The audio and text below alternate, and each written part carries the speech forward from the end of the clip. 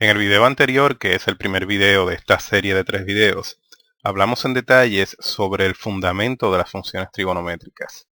Explicamos de dónde salen y básicamente para qué se usan. Vimos en detalles lo que es el seno y el coseno y lo hicimos desde el punto de vista de enfoque a lo que son las definiciones fundamentales. Eso es sumamente importante porque cuando uno se encuentra con casos extremos, esas definiciones son las que te dan las respuestas que a menudo no son obvias.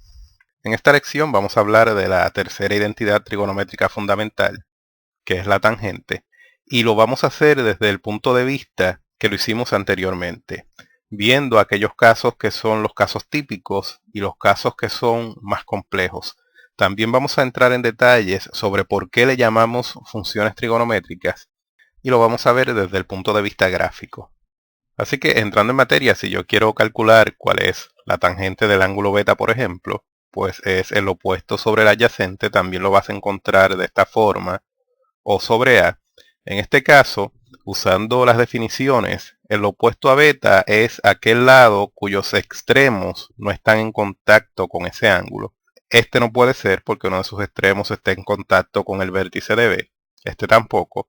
Así que lo único que cualifica es este segmento, que es el segmento B, sobre el adyacente. El adyacente, según la definición, es aquel segmento que tiene la propiedad de que uno de sus extremos está en contacto con el ángulo que estamos investigando y el otro está en contacto con el ángulo de 90 grados. Solamente el segmento A cumple con esas características. Así que la tangente sería entonces igual en este caso a B sobre A. Si fuera a calcular la tangente de alfa, el opuesto sería A, el adyacente sería B, así que sería A sobre B. ¿Qué tal la tangente entonces de gamma? Bueno, este es un caso extremo, presta atención. Tangente de gamma sería el opuesto sobre el adyacente. El opuesto es fácil de identificar, es C, pero ¿cuál es el adyacente? Tenemos estos dos. ¿Cuál de los dos es?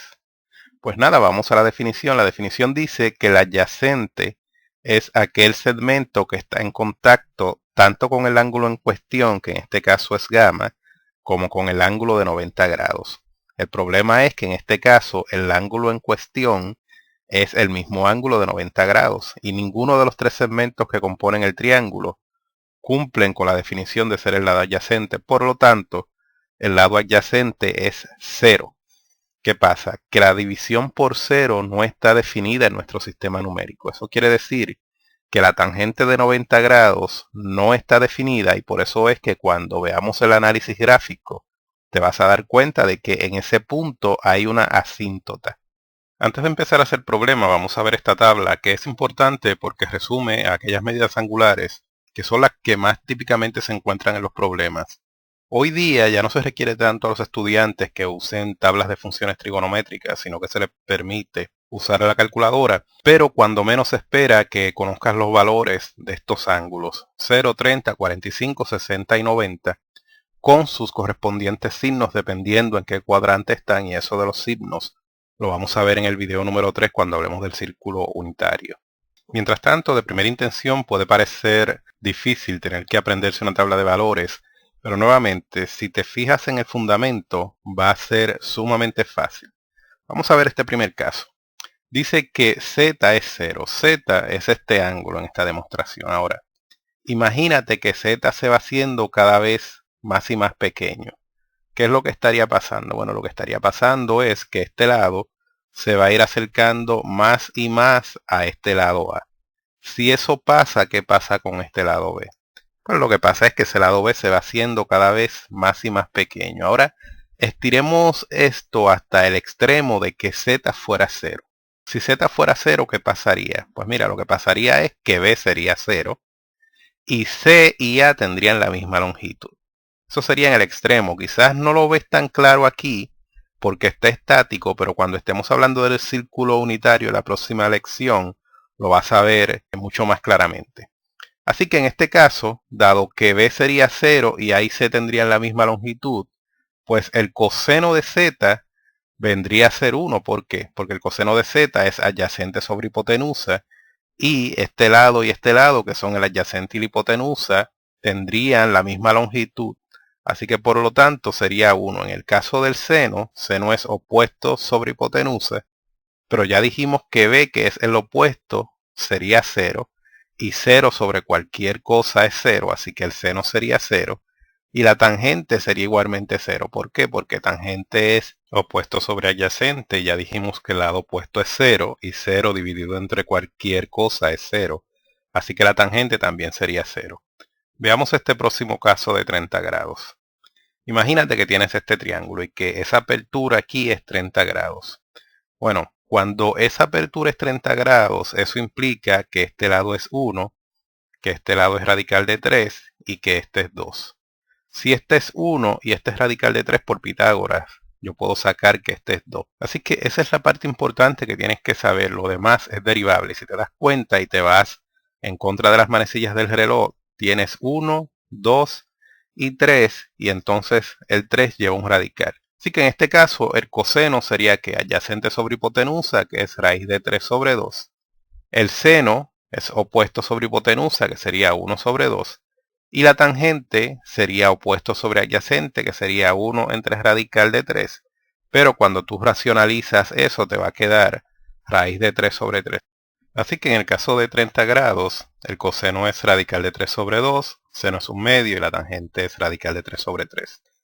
El caso de 45 grados es uno de los más fáciles. ¿Por qué? Porque los dos catetos son 1 y por lo tanto la hipotenusa es la raíz cuadrada de 1 al cuadrado más 1 al cuadrado, que es la raíz de 2.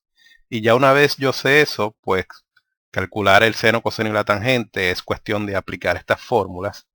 El coseno de 45 grados adyacente sobre hipotenusa, que es 1 sobre radical de 2. Pero cuando lo racionalizo me queda radical de 2 sobre 2. Lo mismo pasa con el seno. En el caso de la tangente, que es opuesto sobre adyacente, pues es todavía más fácil, es 1, porque 1 sobre 1 es 1. Así que en el caso de 45 grados tengo raíz de 2 sobre 2, raíz de 2 sobre 2 y 1. En el caso de 60 grados es fácil también porque es el opuesto del caso de 30 grados. Si te das cuenta, lo que antes era 1, ahora es radical de 3. Y lo que en el caso de 30 grados era radical de 3, ahora es 1 y el 2 se queda igual. Así que son básicamente los mismos números invertidos. Así que el coseno de 60 sería 1 entre 2, que es un medio. El seno sería radical de 3 entre 2. Y la tangente sería radical de 3 entre 1, que es radical de 3, que es lo que tengo acá. En el caso de 90 grados es el otro caso especial, que es el contrario del caso de 0 grados. ¿Cómo visualizarlo aquí? Naturalmente va a ser más fácil visualizarlo cuando estemos hablando del círculo unitario, pero con un poquito de imaginación también lo podemos hacer acá. Imagínate que este ángulo Z se va haciendo cada vez más y más grande. ¿Qué va a pasar con este lado? Este lado va a ir rotando en esta dirección a favor de las manecillas del reloj. Si este lado va rotando en esta dirección, ¿qué va a pasar con este lado? Se tiene que ir haciendo cada vez más y más y más y más pequeño. En el extremo, cuando ya Z sea 90, eso implica que este ángulo entonces tiene que ser 0. Y teóricamente lo que te va a quedar es una línea vertical. Lo que quiere decir eso es que el lado adyacente es 0, que es el contrario de lo que pasaba en el caso de 0 grados. Así que si el lado adyacente es 0, eso quiere decir que el coseno de 90 es 0, pero en este caso el lado opuesto va a tener la misma longitud que lo que era la hipotenusa, así que el seno vendría a ser opuesto sobre hipotenusa, que tiene la misma longitud, por lo tanto es 1. Y en el caso de la tangente, que es opuesto sobre adyacente, no está definida porque la adyacente es 0 y la división por 0 no está definida en nuestro sistema. Así que en el caso de 90 tendríamos estos resultados: 0, 1 e indefinido, que si te das cuenta es exactamente el contrario de lo que pasa acá en el caso de 0. Por eso es que te decía que es sumamente fácil aprenderse esa tabla cuando tú te la aprendes por los fundamentos. Si tratas de memorizártela a lo papagayo es bien difícil y puedes cometer errores. Pero cuando te aprendes los fundamentos es muchísimo más fácil. Una de las cosas que hablábamos al principio es que el hecho de que estas relaciones trigonométricas fueran funciones era de trascendental importancia para explicar los fenómenos que están a nuestro alrededor. Ahora, ¿por qué son funciones? Bueno, para eso hay que hacer un repaso breve de lo que es una función. Una función en matemáticas es una relación bien específica y te lo voy a demostrar con algunos ejemplos gráficos. Este gráfico es de una función, es de la función y igual a x, presumiendo que el eje horizontal es x y que el vertical es y. Esta otra es otra función, es de la función y igual a x cuadrado, nuevamente presumiendo que el eje horizontal es x y el vertical es y. Esta no lo es. Esta es de la relación y cuadrado igual a x. Ahora, ¿por qué estas dos son funciones y esta no? Pues para eso hay que ver la definición de lo que es una función. Una función es básicamente una relación donde a cada elemento del dominio le corresponde únicamente a un elemento del rango. En este caso, hablando en términos de x y y, en una función, cada x tiene que estar pareada con una sola y.